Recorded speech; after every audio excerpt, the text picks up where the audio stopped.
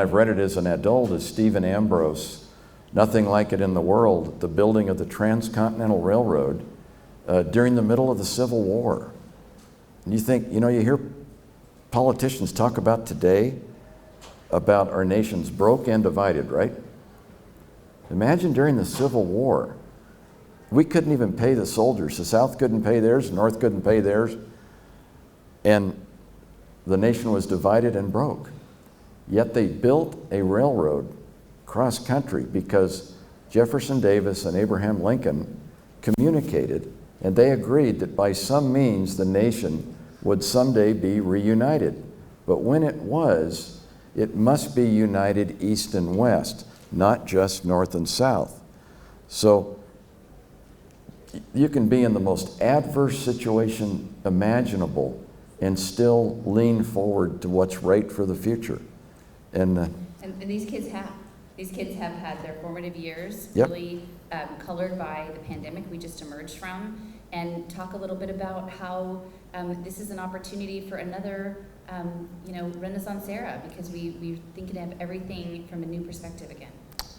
Yeah, I didn't have to live through a pandemic, and I watched my niece, who's a first grade school teacher, do distance learning with first graders.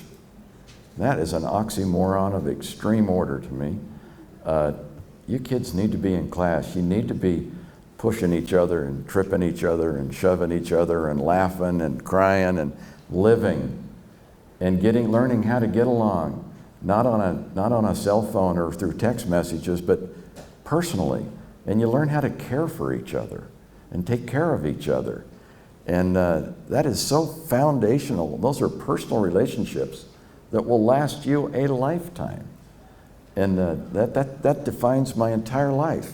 Were you surprised that you were able to break so many records and have so many global accomplishments right here in Kern County? Or do you think it's because of the culture of relationship building and unity that we have here? Yeah, I don't know the answer to that, Christina. If I asked somebody in the room to define the word luck, I can tell you, I feel lucky in a lot of ways. But then if you take a step back and say, what is luck? I define luck as a point on the chart, in an abscissa and ordinate on a chart. Opportunity meets preparedness. If you prepare yourself, study, learn a trade, and the opportunity shows up, there's a point up here where those lines intersect, and a lot of people call it luck. I say, well, luck wouldn't have occurred if I hadn't been prepared and been positioned for a timing and opportunity showed up. And you think you create your own luck. Luck favors the prepared. That's exactly right. And my message to all of you is, you may be from Kern County. Well, you know what? I was born in Bakersfield too. And I was raised on a dirt farm in Onyx up on the South Fork of the Kern River. And I don't think there's a whole lot I missed. I had people tell me, it's going to kill your career if you do this or that, and I'm still waiting for that to happen. We have a few minutes left. I would like to take a couple questions, and I'd like your final thoughts as well, but let me take a couple questions in the audience. You'll have to just speak loudly, but over here. My question is, what is the single piece of advice that you refer to almost daily? Single piece of advice you refer to almost daily. Yeah, I've been criticized for doing a TED Talk about risk and criticizing society for being so obsessed with risk that we stifle innovation and exploration. I'm not telling you to be crazy and to do stupid things. I'm telling you to use your brain and mitigate risk to the maximum extent you can. But even in that last phase in my life, people don't realize at Mojave, I gave people permission to fail. I encouraged it, because out of failure, I will guarantee, if I ask the adults in the room or the kids, have you ever learned anything from your successes?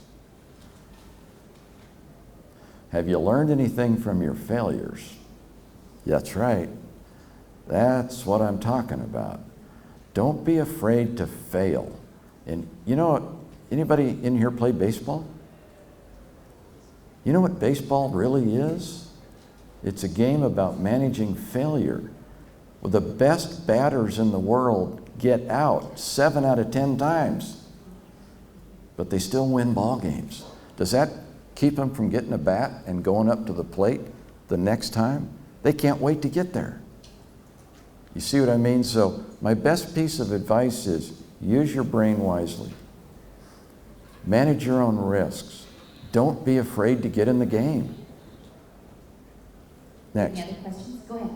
Do you think there's a limit to human progress or human curiosity? Yeah, that comes up often. You know, in the TED Talk, the question was, do I think there's a limit to human curiosity and exploration? There's somebody alive today on Earth that's going to be the first person to go to Mars. My generation couldn't say that. We were talking about going to the moon. There is a human alive today that will likely be the first person to die on Mars. They will accept that mission. Think about what we will learn if that happens. We need to put brains on other spatial bodies. And is there a limit? The limit might be physics. Alpha Centauri is the nearest Earth-like body that we've identified in space. It's 8 light years away. Right now, using fuel that we have, rocket fuel, we can accelerate a rocket for about 8 minutes. And then we're in orbit. And then if we have a gas station or in space, which we do, we can refuel and go to places like the moon, or we can have one-way missions like to Pluto and at the outer limits of our solar system. But to get to Alpha Centauri, you're going to have a rocket that keeps burning the rocket motor for 4 months, accelerating at 5 Gs. Continuous. That means your arm weighs 5 times what it weighs right here in this room. You're not going to be getting up walking around for 4 months. And then you're going to travel for 8 years at the speed of light. And then you're going to decelerate for 4 months in order to land. That is a challenge for your generation. And the funny thing is, I think we're on the verge of figuring that out. What we have figured out in the last 10 years, that there are forces in space very similar to winds on Earth. What propelled Magellan and Columbus? Sail power, right? There are solar winds that we can harness to propel ourselves in space. We're going to take your generation to figure that out.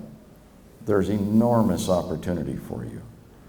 And anyway, I think we ought to take one more. Yeah, let's take one more. I saw a couple other hands up. Don't be shy. Yes, ma'am. In your opinion, is technology beneficial to kids, or is it Could somebody? Is technology beneficial to kids, or is it a net benefit or a net loss? Yeah. Good question. It's an excellent question. It's all about how you use it. If you're looking for bad, you can find it anywhere.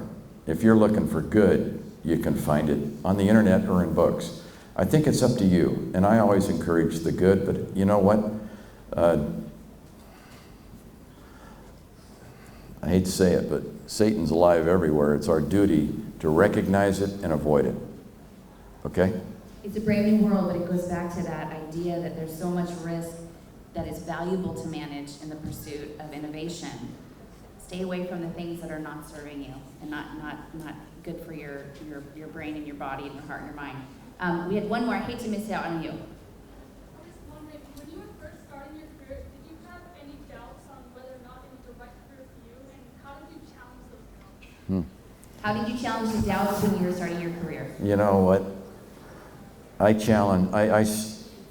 was very lucky, and I lacked a lot of confidence as a youngster because we raised pigs in Onyx.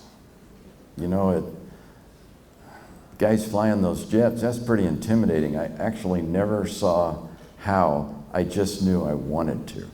And that's why I'm here to tell you all is don't doubt yourself.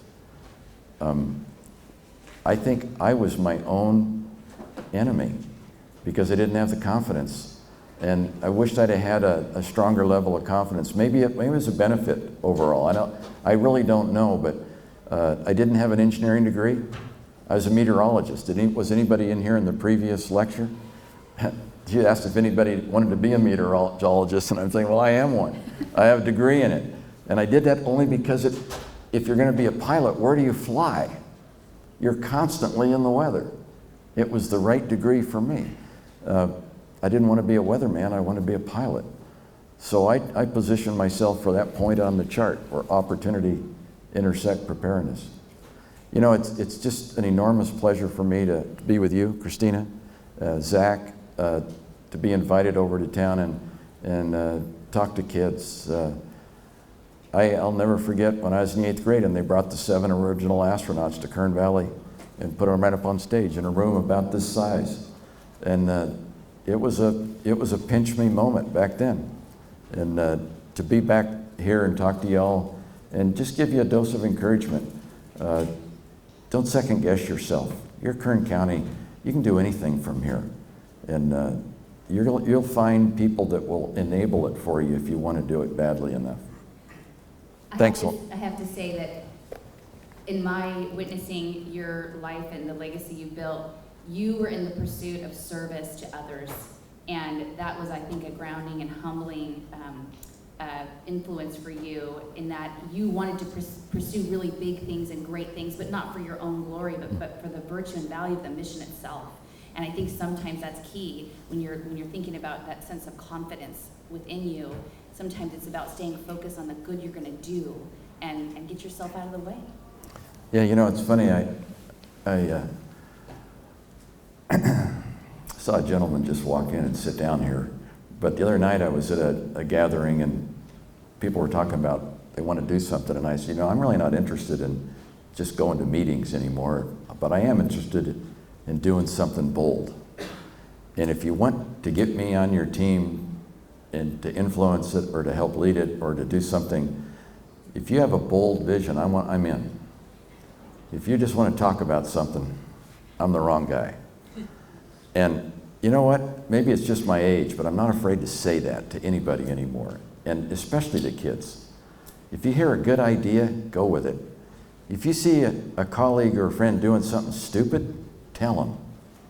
You may be doing them a favor. And I think it's okay to say that in public. Thank you, Stuart. Thanks. Thanks.